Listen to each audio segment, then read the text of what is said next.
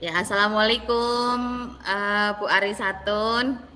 Boleh minta waktunya sebentar buat berbincang-bincang lah. Ada yang mau saya curhatin nih. Waalaikumsalam Bu Ika. Oh iya, boleh. Silahkan Bu Ika, sini duduk. Iya, ya. Oh ya, gimana kemarin waktu Lokakarya pulang jam berapa? Ya, Kemarin sampai saya rumah. sampai rumah jam setengah limahan, lebih Ibu, hampir mau jam 5. Oh, Bu iya, Ika iya. sehat, Bu Ika? Alhamdulillah sehat, Bu Aris. Tapi Alhamdulillah. padat merayap acaranya ini akhir tahun kan, jadinya banyak pekerjaan dan lembur-lembur juga. Iya, luar biasa. Iya, begini Bu Aris, saya Iya, sebenarnya lagi bagaimana? bingung nih. Mm-mm. Kan tes ya, kan Mm-mm. habis tes anak-anak, ternyata nilai matematikanya itu rendah loh. Oh, gimana Bu Ika bingungnya gimana? Yang membuat Bu Ika bingung apa? Itu terutama apa di materi perkalian bersusun itu ternyata anak-anak itu belum paham, jadi jawab soalnya itu salah loh, banyak yang salah di itu apa di materi perkalian bersusun. Oh, hampir semua seperti itu, Bu Ika. Ya hampir berapa ya kalau 100% 60% itu nggak paham, nggak iya, nggak nilainya itu rendah di itu apa di perkalian bersusun nilainya itu rendah. Oh, jadi nilai tes matematikanya muridnya Bu Ika yang perkalian bersusun itu nilainya rendah. Iya, Terus kira-kira nih, menurut Bu Ika, faktor apa saja yang membuat mereka itu susah mengerjakan soal, bingung apa kayak gitu? Itu kenapa? iya. Kalau ada sebagian anak yang itu apa salah konsep dalam ngitungnya loh. Harusnya misalnya kayak perkalian bersusun dua angka kan dari itu dulu ya, satuan dulu ya gitu ya. Ada yang Ah, ada yang mengalikannya dari depan ya gitu. Tapi itu salah konsep juga ya. Terus terus ada lagi yang bener-bener nggak nyambung. Nggak nyambung loh. oh, Masa misalnya kayak 8 kali 9 jawabannya itu lain. oh gitu. Berarti faktor yang pertama karena anak-anak salah konsep ya.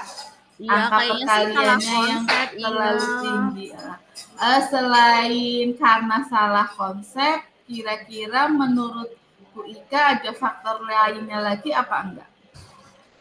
Itu apa?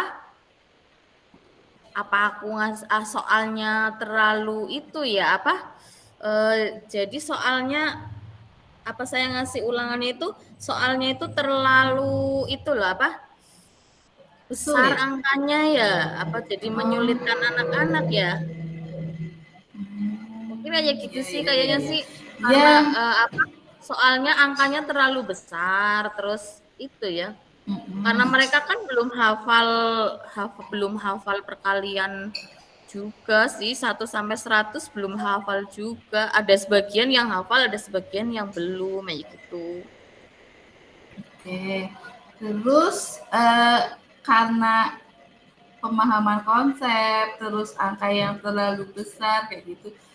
Bu Ika ada rencana nggak atau ada cara kayak gitu bagaimana supaya bisa membantu anak dalam menghafal perkalian dari yang sederhana kayak gitu?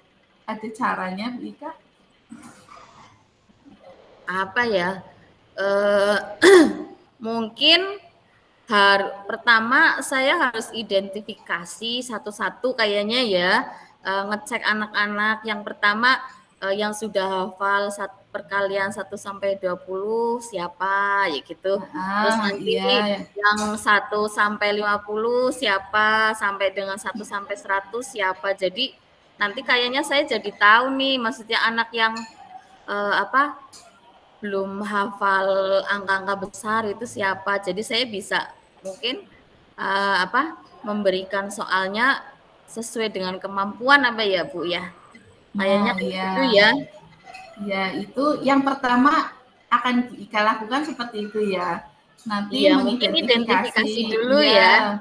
mengidentifikasi murid yang bisa perkalian sederhana dari 1 sampai 20 siapa, nah sampai seterusnya kayak gitu. Nah, nanti kalau misal Bu Ika sudah bisa mengidentifikasi, langkah selanjutnya apa Bu Ika?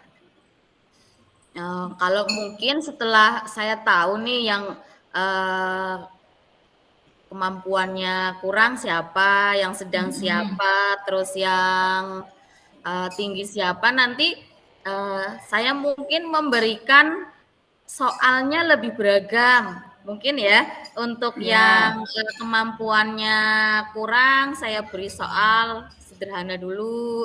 Untuk yang kemampuan Mm-mm. sedang, saya beri soal yang sedang dengan kesulitan yang sedang. Terus untuk yang sudah bisa perkalian mahir itu sudah hafal, sudah mahir, saya beri soal-soal yang lebih sulit apa ya dengan angka yang besar juga ya gitu apa ya Bu ya. Oh Kayaknya ya, kayak ya, gitu ya. loh. Ya, itu menurut Bu Ika ya. Nah, Iya sebenarnya iya. Bu Ika juga sudah punya rencana tuh dari identifikasi kemampuan anaknya, terus soal yang berbeda kayak gitu.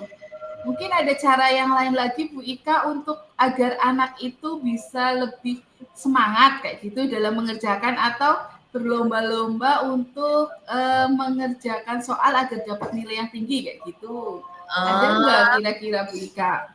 iya ya. Itu juga perlu ya motivasi anak untuk bisa mengerjakan ya gitu ya motivasi dari anak.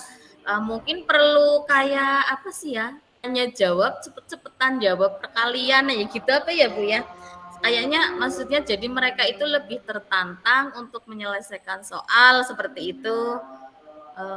Dan juga bisa dilakukan mungkin di awal misalnya kayak mau masuk atau mau istirahat atau sebelum pulang sekolah bisa dilakukan itu ya kayak tanya jawab cepet-cepetan jawab soal perkalian ya gitu.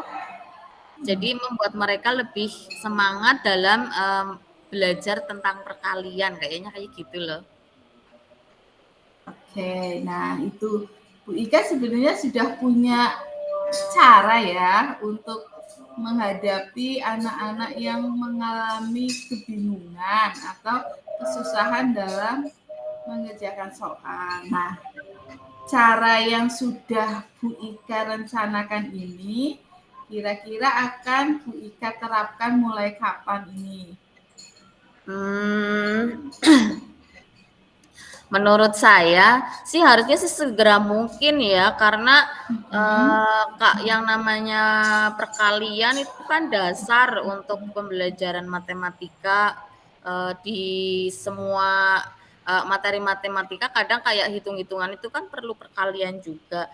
Mungkin akan saya lakukan mulai besok pagi ya atau mulai besok lah ya akan saya lakukan rencana saya yang pertama itu pertama mungkin pagi hari akan tebak-tebakan perkalian ya ya, gitu. Terus atau juga nanti untuk kegiatan sarapan paginya saya kasih soal yang sederhana dulu ya gitu ya atau sesuai dengan kemampuan anak ya.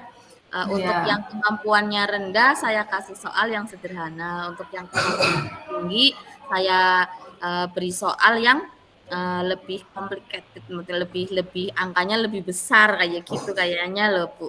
Insya Allah Ya. mulai besok akan itu saya mulai lakukan untuk rencananya ya gitu loh Bu.